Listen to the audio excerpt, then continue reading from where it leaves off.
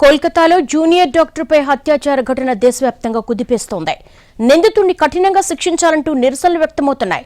మరోవైపు ఘటన రాజకీయ రంగు పులుముకోవడంతో సీఎం మమత పోలీసులకు అల్టిమేటం ఇచ్చారు. వచ్చే ఆదివారంలోగా కేసును పరిష్కరించలేకపోతే సీబీఐకి అప్పగిస్తామని డెడ్లైన్ పెట్టారు. కోల్కతాలో జూనియర్ వైద్యురాలిపై అత్యాచార ఘటన దేశవ్యాప్తంగా దుమారం రేపింది.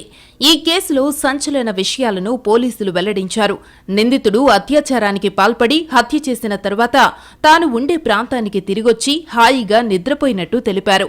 ఆ తర్వాత ఉదయం సాక్ష్యాలను చెరిపివేయడానికి తన దుస్తులపై ఉన్న రక్తపు మరకలను తుడిచిపెట్టేందుకు ఉతుక్కున్నాడని చెప్పారు.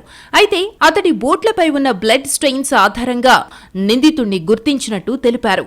నిందితుడు సంజయ్ రాయ్ దర్యాప్తు సమయంలో ఎటువంటి పశ్చాత్తాపాన్ని వ్యక్తం చేయకపోగా ఉరి తీయాలనుకుంటే తీసుకోవాలంటూ ఎదురు చెప్పినట్టు పోలీసులు వెల్లడించారు. అతడి ఫోన్ నిండా అశ్లీల వీడియోలు ఉన్నట్టు తెలుస్తోంది.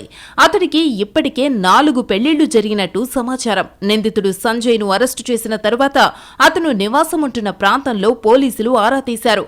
నిందితుడికి 4 పెళ్లిళ్లయ్యాయని, సైకో చేష్టల కారణంగా 3 భార్యలు విడిచిపెట్టగా 4వ భార్య గతేడాది క్యాన్సర్తో చనిపోయిందని తెలిసింది. ఘటన అనంతరం సిటీ పోలీస్ కమిషనర్ మెడికల్ కళాశాలను 2వ రోజు పరిశీలించారు. నిరసనకు దిగిన వైద్యులతో సమావేశమయ్యారు.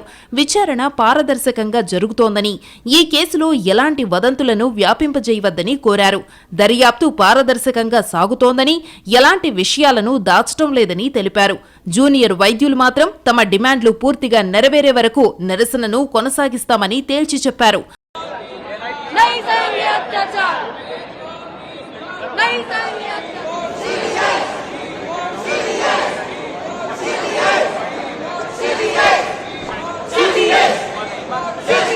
మరోవైపు ఈ ఘటనను పశ్చిమ బెంగాల్ సీఎం మమతా బెనర్జీ సీరియస్ గా తీసుకున్నారు.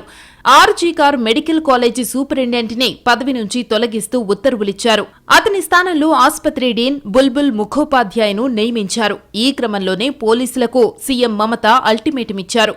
ఈ కేసును వారం రోజుల్లో తేల్చేయకుంటే సీబీఐకి అప్పగిస్తామని అన్నారు. బీజేపీ నుంచి విమర్శలు వస్తున్న టైంలో దీదీ ఈ డెడ్ లైన్ విధించారు.